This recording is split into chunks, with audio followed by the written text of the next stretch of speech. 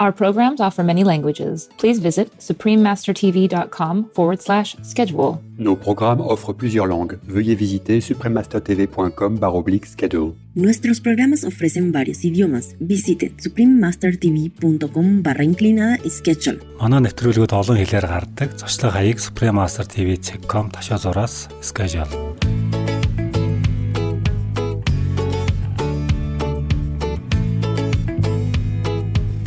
The percussive sounds of palm cockatoo-people are not random but rhythmic, meaning they follow a regular pattern, just as with human music. Not only that, but each drummer also has their own style and cadence.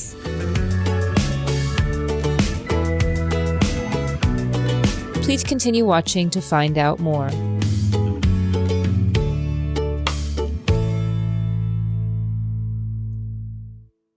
Vegan, it's not much to ask of you. Choose it, please. Hello, affectionate viewers. My name is Amelia, and I'm a vegan lady from the Palm Cockatoo Kingdom. In Australia, the adorable animal folk and friendly humans wish that every day brings you a new fragrance of God's love. Thank you for everything you do to minimize suffering and improve the lives of all earthlings.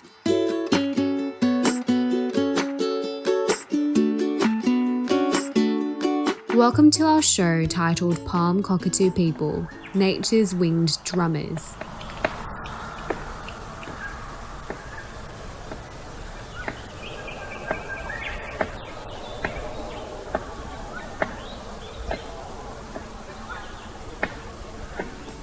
My species is originally from northern Queensland. One of the places we are fond of is Cockatoo-People Iron Range National Park on the east side of Cape York Peninsula. Over time, we made our way to Papua New Guinea and Indonesia. Humans have given us different names based on certain facts. For example, because our feathers are blackish, we can be called Great Black Cockatoo-People. Due to our origins, we are sometimes referred to as Cape York Cockatoo-People. And then, our size has earned us the moniker Goliath Cockatoo-People. With a body length of approximately 60 centimetres and a wingspan of 1 metre or more, we're the largest of all 18 kinds of cockatoo-people on Earth. Yet surprisingly, our average weight is only a little more than 1 kilogram, which may contribute to our ability to fly at almost 70 kilometres per hour.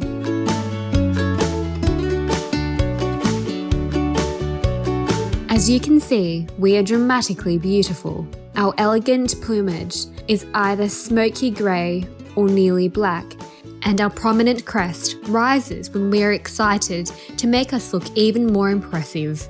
Some people are frightened by the size of our beak, which measures around 9 centimetres from top to bottom, but we need it for cracking open hard nuts, large seeds, and tough fruits.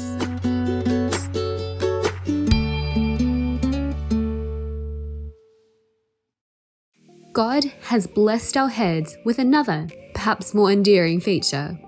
Our cheeks are surprisingly red. What's more, these patches of bare skin are automatic mood indicators and sometimes change to pink, beige, and even yellow. However, if we don't want you to know how we're feeling, we can change the position of some nearby feathers to hide them. Don't you think that's amazing? Palm cockatoo-people mostly live in small communities of 6 or fewer. Since adults take turns to parent, your chances of spotting a pair are doubtful. One of them will usually stay at home to protect the fledgling. Like other wild parrot people, squawks and screeches are part of our vocabulary. Our males, however, can produce a variety of additional syllables to communicate with neighbouring bird people. They often string these sounds together into long and complicated sequences in defence of our home turf.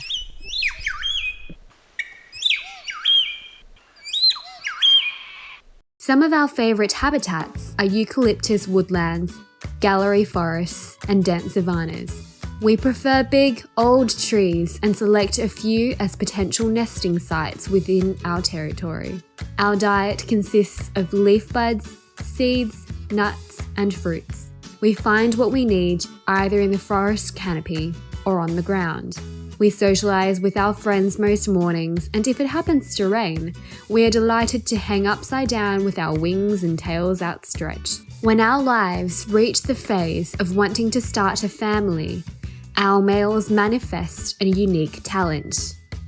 Since we cannot dig spaces for our nests, we must find tree trunks that have already been hollowed out, preferably off vertical and skyward facing.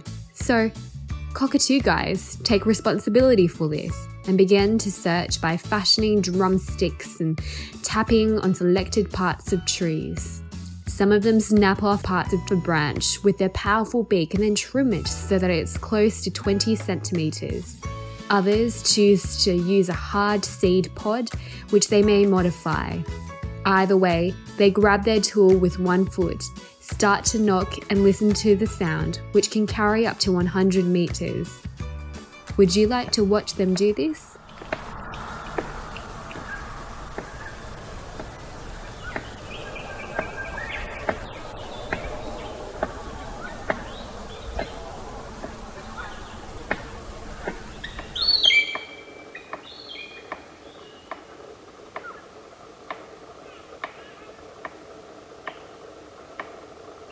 Dr. Robert Heinzen, a professor of evolutionary and conservation biology at Australian National University, and Dr. Christina N. Zdenek, a biologist at the University of Queensland, Australia, led a 7-year Palm Cockatoo-People project to document this remarkable behaviour.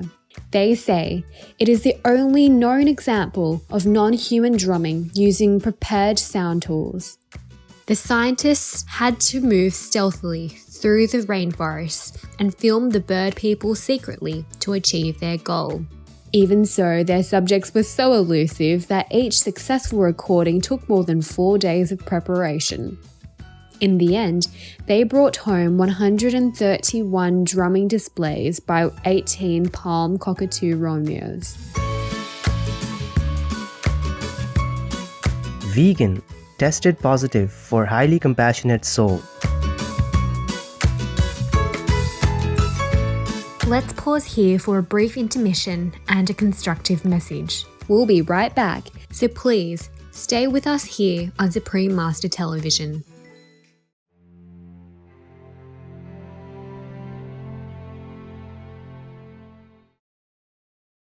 Welcome back to our program, Palm Cockatoo-People, Nature's Winged Drummers on Supreme Master Television.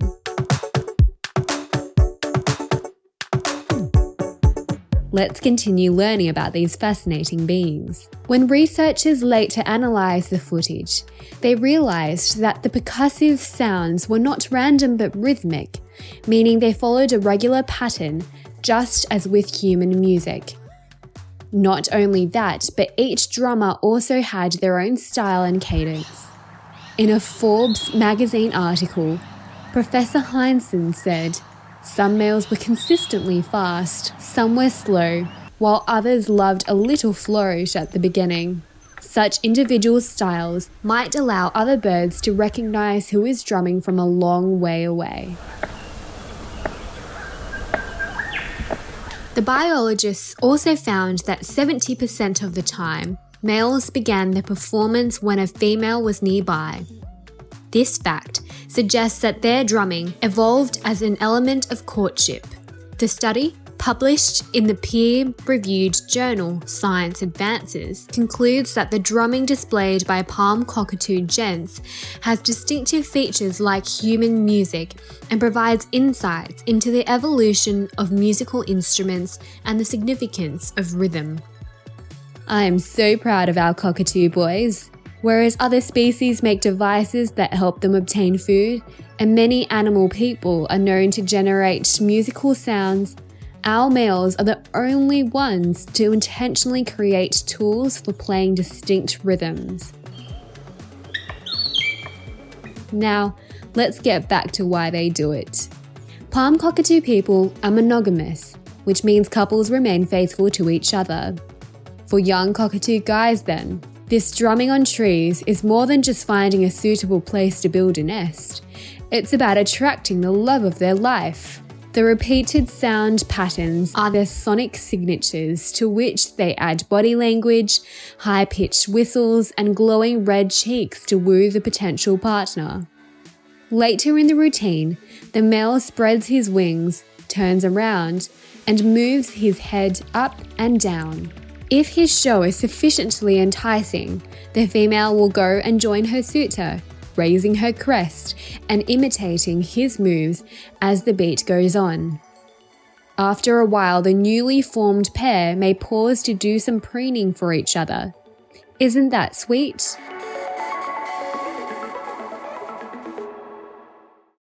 A suitable nest for our species is simply a platform of used drumming tools and other twigs dropped into the chosen trunk hollow. It should be approximately a metre below the entrance and anywhere from 25 to 60 centimetres across. I wish I could tell you that the couple moves in and lives happily ever after, but reproduction is a risky undertaking for palm cockatoo people. On average, our females produce a single egg every 2 years. Despite the loving incubation provided by both parents, only 60% of eggs hatch.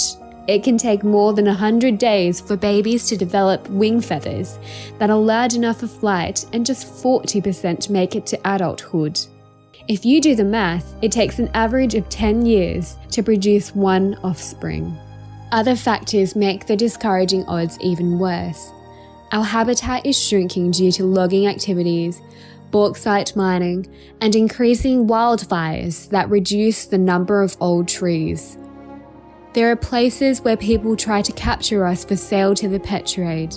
Sadly, there are only an estimated 2,000 of us left in the wild, and according to Professor Heinzen, that number will probably reduce by half within the next 50 years. And yet, oddly, most humans do not seem to care much. When we were last assessed in 2016 for the International Union for Conservation of Nature's Red List of Threatened Species, our rating was least concern. Sometimes I wonder if humans have lost the ability to sense or comprehend imminent danger. If we are precious to some of you, and you understand how we benefit fruit-bearing trees by dispersing their seeds, please do what you can to protect our habitat. We know that ultimately we can only rely on the mercy of God's perfect will and pray for our world to be vegan and make peace.